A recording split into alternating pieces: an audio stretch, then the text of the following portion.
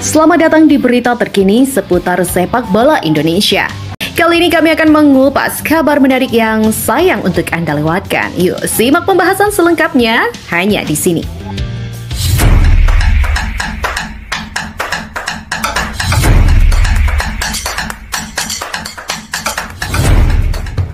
Waktu terus berjalan dan laga lanjutan round ketiga melawan Aussie serta Bahrain bakal segera bergulir. Yap, jelang match versus Bahrain, tentu saja banyak bumbu-bumbu drama yang membuat pertandingan ini diprediksi akan berjalan sangat menarik. Pasalnya, masih ada dendam yang dibawa oleh skuad Garuda usai kemenangan di laga pertama dirampok oleh wasit Ahmed Alkaf.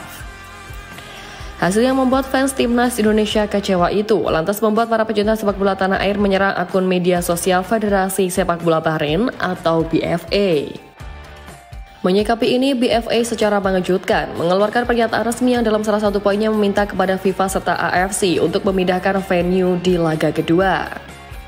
Tak sesuai harapan mereka, keinginan itu justru tidak digubris oleh FIFA maupun AFC sehingga pertandingan akan tetap digelar di Indonesia.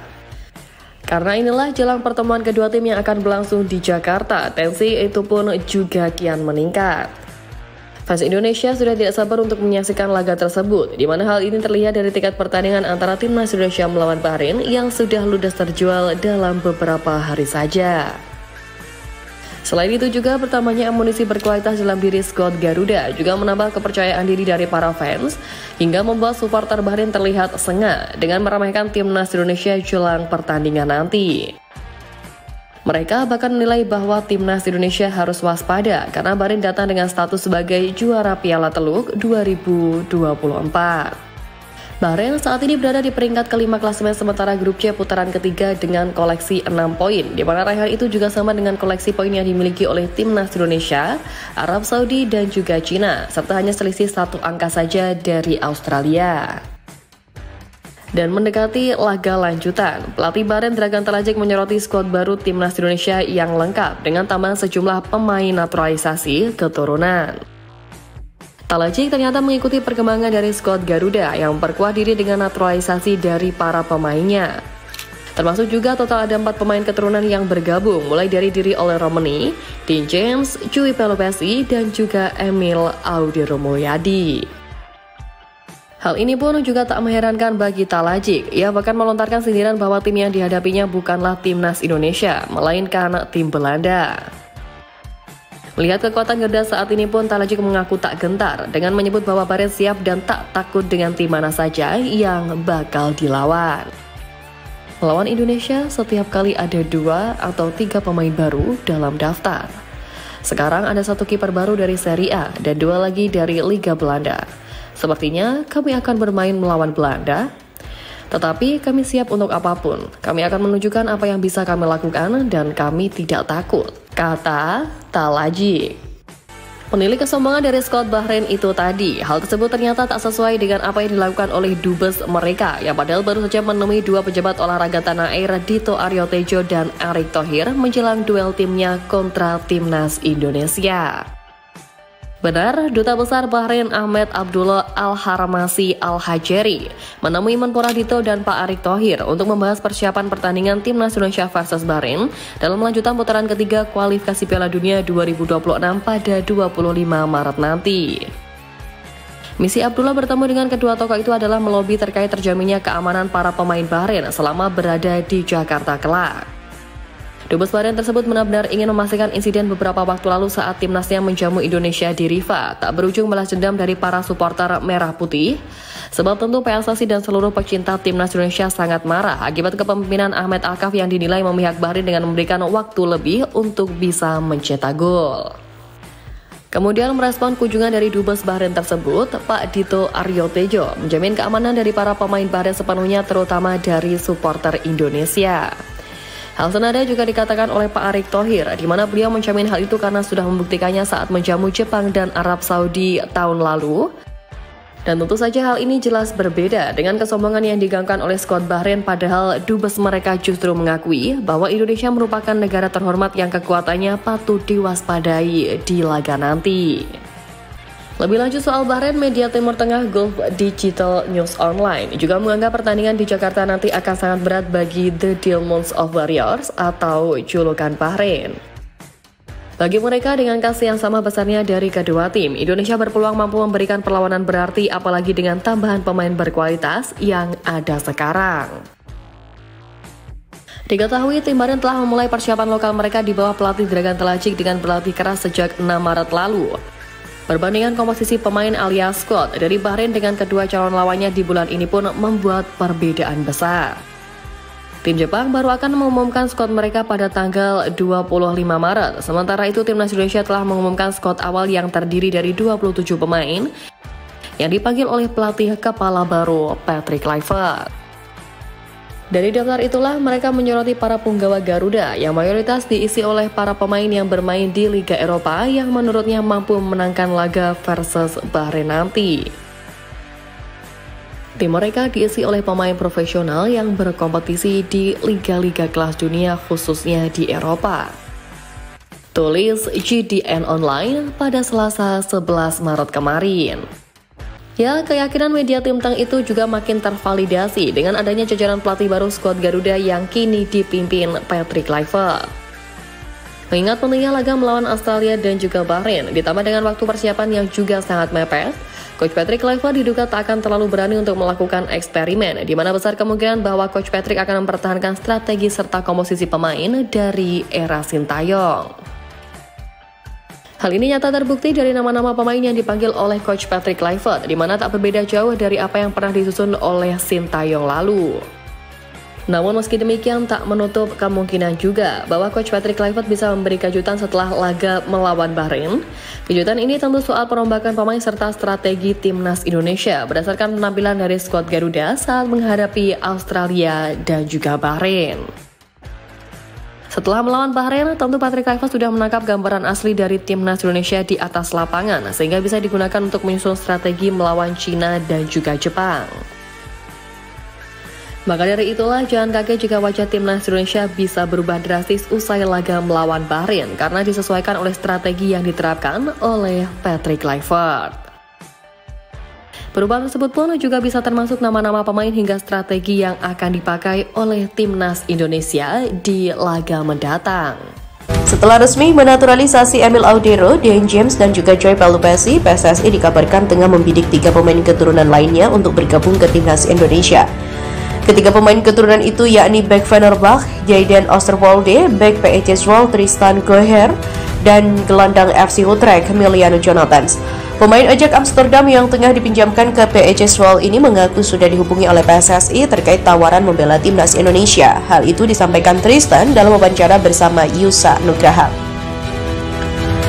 Selain itu, kabar naturalisasi Tristan kembali berhembus setelah Eliano Reinders membagikan unggahan terkait bujukan agar ia mau datang ke Indonesia.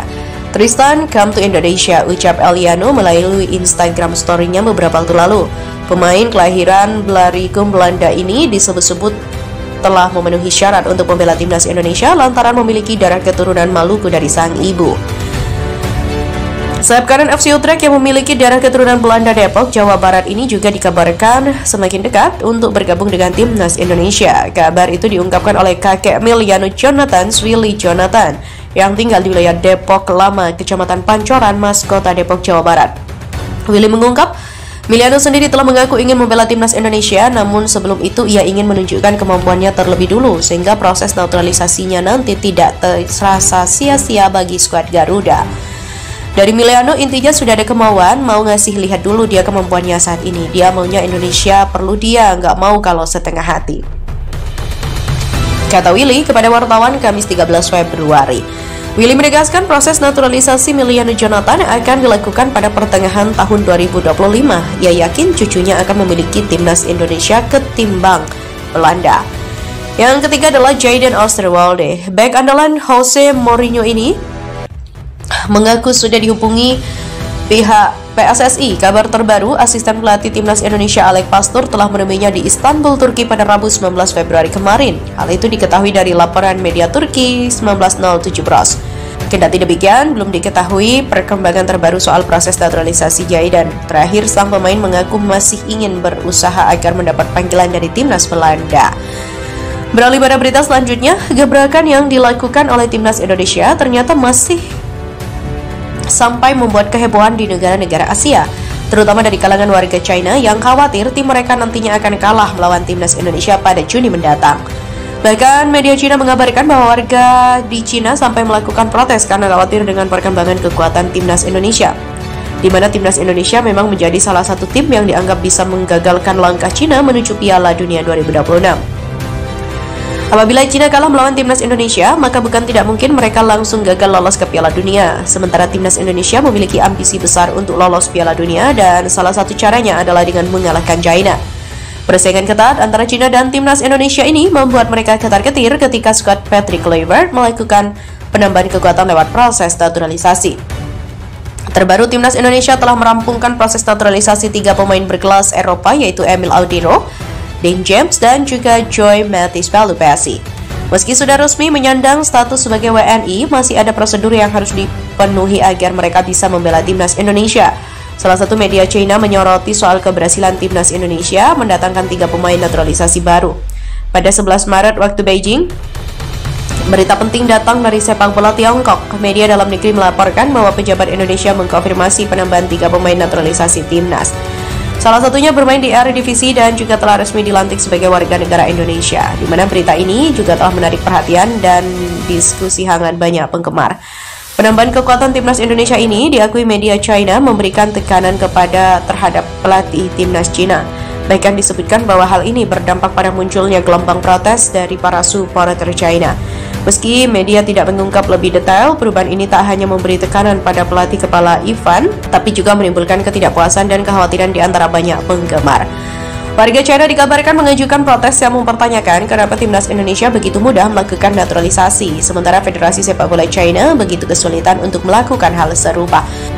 Beberapa penggemar berkata, proses naturalisasi mereka semudah minum air, mengapa begitu sulit bagi kami? Tulis media Cina Sohu. Sebagaimana diketahui, timnas Cina juga melakukan naturalisasi pemain, tetapi kabarnya tidak semulus yang dilakukan oleh timnas Indonesia. Sementara itu, warga Cina lainnya menilai timnas Indonesia saat ini memiliki lini tengah dan belakang yang kuat. Penggemar lain berkomentar kekuatan lini tengah dan belakang timnas Indonesia memang kuat dan telah mencapai level teratas di Asia, di mana tim Tiongkok akan menghadapi masalah yang cukup besar kali ini, dan dia juga sudah khawatir tentang situasi naturalisasi tim Indonesia jauh sebelumnya.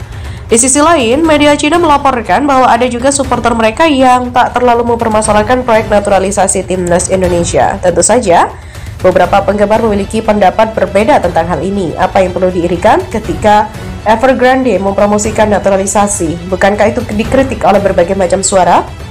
Setelah akhirnya menaturalisasi beberapa pemain, mereka mengatakan bahwa mereka tidak bugar secara fisik dan tidak diizinkan bermain, dan bahkan setelah mereka berada di lapangan, mereka tidak dioper bola.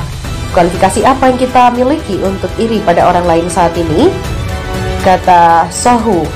Cina sebenarnya berhasil menang melawan timnas Indonesia saat skuad Garuda masih dilatih oleh Sintayong. Namun sepertinya kini Cina menganggap timnas Indonesia sudah jauh berbeda, sehingga mereka menaruh kewaspadaan tinggi terhadap skuad Patrick Kluivert. Selain itu, netizen negeri jiran ramai-ramai menumpahkan kekecewaan setelah Asosiasi Sepak Bola Malaysia atau FAM mengumumkan daftar pemain timnas Malaysia untuk kualifikasi Piala Asia 2027. Melalui unggahan di Instagram pada Kamis 13 Maret pagi, akun FAM diserbu warganet yang menyayangkan komposisi skuad racikan Peter Klamovski tersebut. Salah satu netizen Malaysia kecewa karena tidak ada tambahan pemain keturunan asing untuk menambah kekuatan pasukan Harimau Malaya. Bagaimana katanya ada pemain keturunan asing? Tulis salah satu warganet Malaysia. Kekecewaan lainnya adalah keputusan pelatih memanggil Mohamado Soumaré yang dianggap kurang tajam di Liga Malaysia. Striker kelahiran Gambia itu hanya tampil 9 kali di semua kompetisi musim ini dengan torehan 1 gol. Warganet membawa-bawa Syafiq Ahmad, rekan setim di Johor Darul Takzim yang tidak dipanggil meski punya rapor yang lebih baik dibanding Soumaré. Syafiq membukukan 15 pertandingan dengan sumbangan 2 gol. Pilih Soumaré dibandingkan Syafiq Ahmad itu keterlaluan. Revolusi apanya? Pemain yang jarang tampil pun dipanggil. Sedangkan warganet lain mencoba berpikir positif. Hal ini karena Peter Glamosvi baru menangani Malaysia sejak Januari lalu sehingga butuh adaptasi. Mungkin pelatih ingin proses semua pemain nanti baru diumumkan pemain keturunan asing. Lawan Nepal pakai pemain lama dulu, tutur salah satu netizen. Pada kalender internasional edisi bulan ini, Malaysia akan menjalani satu pertandingan di putaran ketiga kualifikasi Piala Asia 2027 lawan Nepal pada 25 Maret mendatang.